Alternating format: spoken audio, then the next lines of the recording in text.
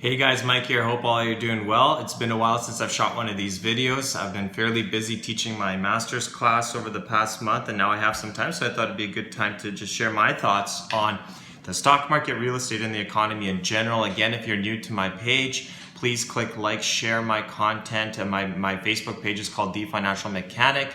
I have a website called www.thefinancialmechanic.com where I work with small business owners and entrepreneurs. If you need my help, please reach out. I also have a YouTube page called The Financial Mechanic. So if you're not subscribed there, appreciate your support, your feedback, sharing my content, any thoughts, any comments. Please reach out. Would love to hear from you. So let's get right into it. So first things first, let's talk about the stock market. So a couple months ago when I shot these videos, we were sort of seeing a lot of downward pressure with the stock market, particularly with the uncertainties, of course, with the corona, COVID-19, whatever you want to call it.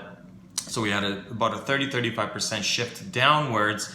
And now we sort of seen a bit of a rebound back up. I just looked this morning, the Dow Jones is at 26,700 points or so. So what does this mean? Why is the stock market still high? A lot of you sort of reach out to me, say, hey Mike, do you sort of see the stock market going up, going down? What are your thoughts? Of course, no one has a crystal ball, but I love to talk about these things, so I'll share my thoughts. So first of all, why is the stock market rebounded and why is it where it is now? So I think what you're seeing is, so of course the uncertainty caused some downward pressure, but what you're seeing now is a little bit of optimism and confidence. So a lot of the news that you'll see coming out, of course, is regarding COVID-19.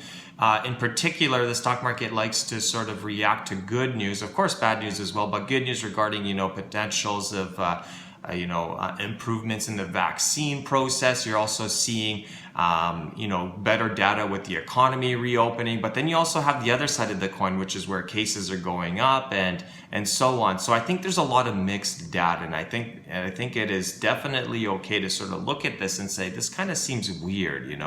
We're in a pandemic right now, and I'm not really sure what to take of this. So, a couple things. One, a lot of times, even if you look back to the Great Depression, these sort of, they call it a dead cat bounce or whatever you want to call it. Typically after a significant correction like we saw, you'll see the stock market bounce back fairly sharply. And that's exactly what we saw over the last 2-3 months. The question is, what is to come and what may result? So I still stand with what I said earlier, is that I still see some significant volatility over the next 6 to 12 months. So why?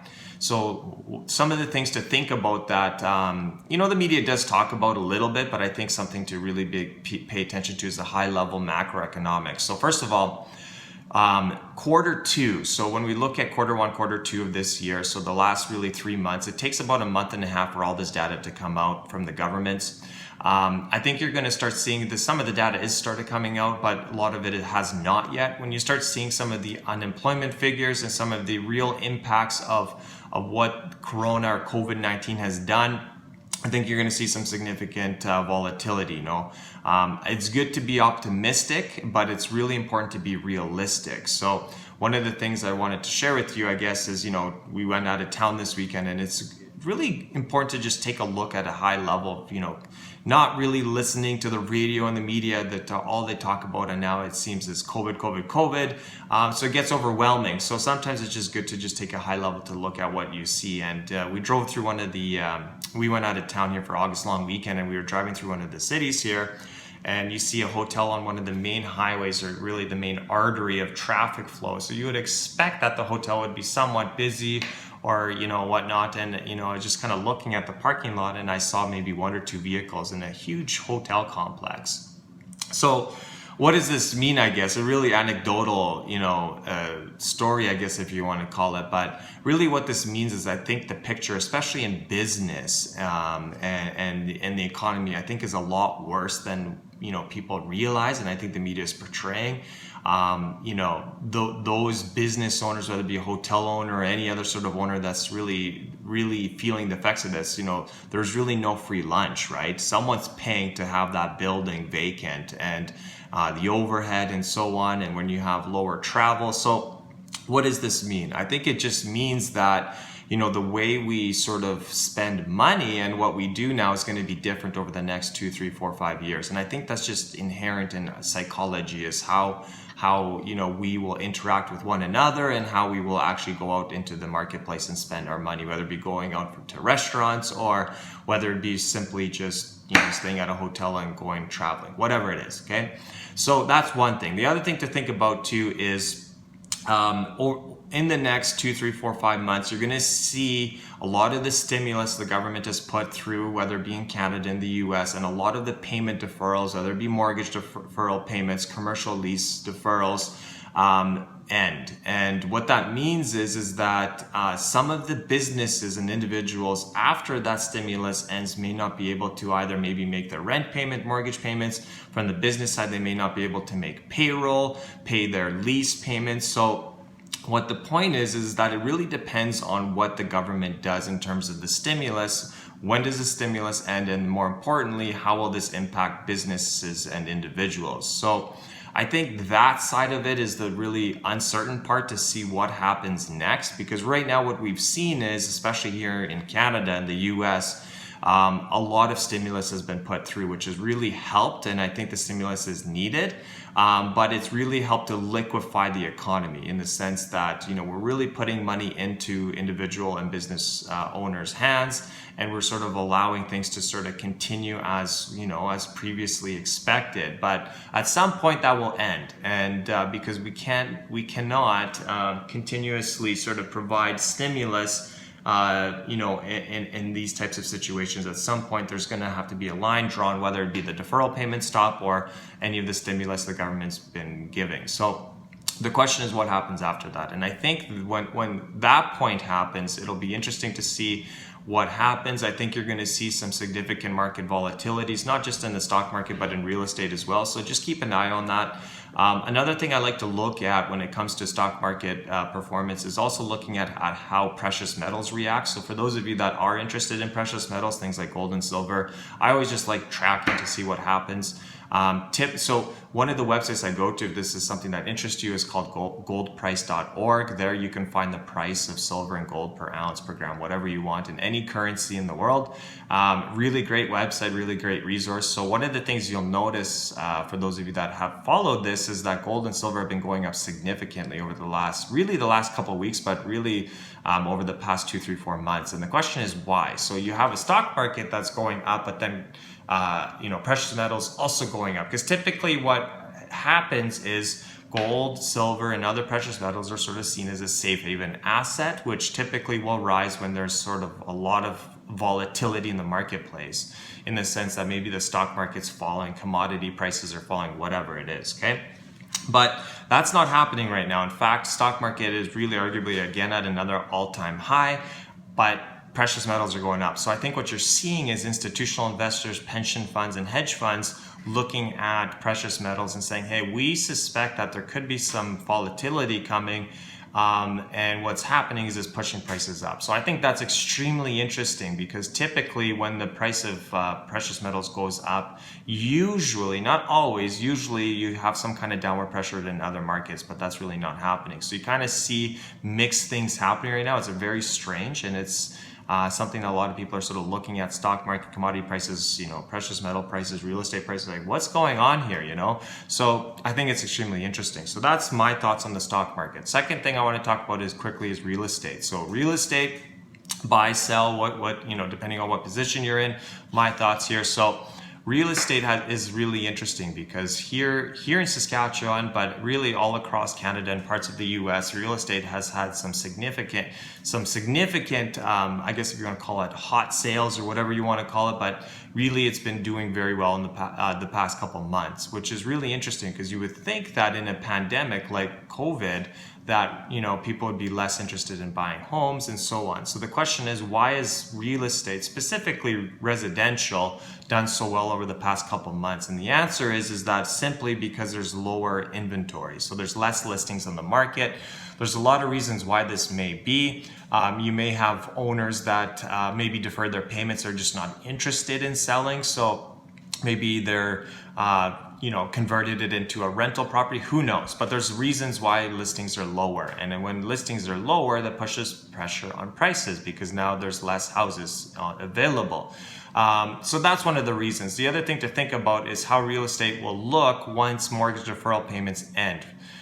Because you'll have some individuals where they may not be able to sort of pay their mortgage payments or pay the bills on those properties. So what will happen after that? So a couple things. If you're looking to buy real estate, it may not be a bad idea to just wait. I think things are a little bit hot right now just because of what I said. I think you have a lot less inventory in the marketplace right now, which is causing prices to go up.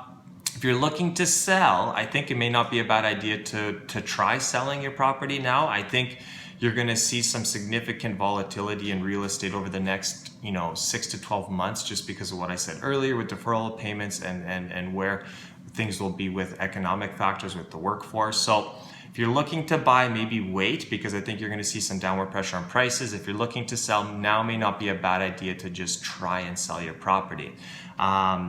Another thing to think about, I get this question a lot, is so that's residential, but what are your thoughts on commercial real estate? So specifically office buildings, retail businesses, what's happening there? So I think, so when you look at commercial office buildings, your tenants are your businesses that have office space for employees, right? So now, of course, with COVID, many of those businesses were sort of forced to have their employees work from home, which means that, when you look at it anecdotally, that the need for office space may not be there because your employees are working from home. So the question is, what will happen to commercial real estate, specifically office, long term? Do we see a trend of working from home increasing? And if so, does this mean that the demand for office space will go down? I think there's a lot of things to think about. I think you're going to see some consolidation in the office space world. You're going to definitely see businesses being more open to having their employees work from home. In fact, there's studies to show that employees are more happy and more efficient working from home. But then you have the other flip side where there's employees that just say, I just want to go back to work. I want that routine. I want to go back into the office. I want to, mingle with my coworkers, whatever, right? So I think there's a mix, but I think you're going to see definitely some decrease in the demand and the need for office space, which means that you're going to likely see businesses shrink their office spaces. So maybe if a business is on 3 floors, they might only need 2 floors because part of their workforce is working from home, or maybe they just don't have the demand for the employees because their businesses has shrunken from COVID, right? So there's a lot of different things to think about. But I think the need for office space will always be there. There's always a need to have some type of office space. The question is, how much will it be impacted? No one really knows the answer, but I think you'll definitely see some impact. I guess things with retail, commercial real estate with retail, I think you'll also see some consolidations there. And you've already started to see a little bit of this, is the shift to e-commerce is already forcing some brick and mortar businesses out of business, which means then that they don't need their retail front, their brick and mortar retail center spaces for business, because now either you moved online or maybe your business is sort of closed because of this shift to e-commerce. So I think that's sort of my thoughts on the real estate game itself in terms of residential and commercial. Again, I'll keep you guys posted with what happens, but I think residential, you see a lot of things are looking really good right now in residential, but just be very careful, be aware of this, that this may be just a short blip in that marketplace. So again, think about whether you're in a position to buy or if you're selling, and what to think about that. Another thing to think about is that interest rates are at an all-time low right now. So that's also another reason why you see, real estate being sort of, especially residential being hot right now. It's just because money is cheap. Interest rates are really at an all-time low. So you have 5-year fixed rates really at all-time low. Another thing I'll sort of mention is for any of you that have a home right now, and maybe obviously buying, selling is not on the table, not even interested in it. Think about whether you're in a position to maybe refinance your mortgage, or potentially look at renewals, whether you're in a variable or fixed mortgage. So highly recommend talking to a mortgage broker or your banking institutions, because if you would have signed on a mortgage at 3.5% or more 2-3 years ago, and now 5-year fixed rates are low 2% now, so maybe makes sense to refinance into a lower rate mortgage. Definitely think about it.